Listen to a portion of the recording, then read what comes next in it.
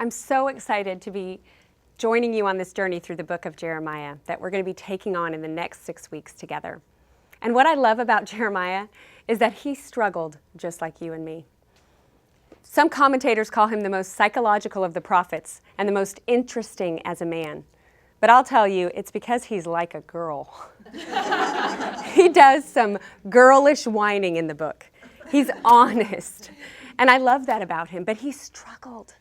There's a long list of things. He is referred to as the weeping prophet.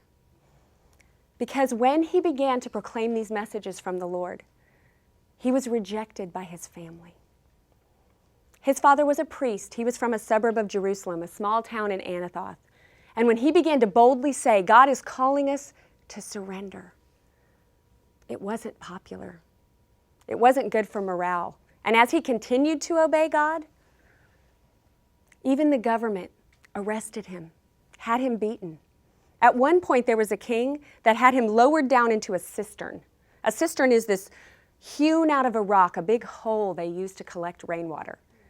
And this particular cistern had dried up quite a bit, so the bottom was full of mud and sludge. So we talk about sometimes feeling like we're in a pit. Jeremiah really was in a pit. And on those days, I think it was hard to be hopeful. Yet he penned the words in Lamentations. He wrote the book of Jeremiah, but he also wrote the book of Lamentations. It's his lament. And he wrote in chapter 3, verses 21 to 23, these words, "Yet I still dare to hope when I remember this. The steadfast love of the Lord never ceases. His mercies never come to an end. They are new every morning. Great is your faithfulness." That's why we can be daring with hope.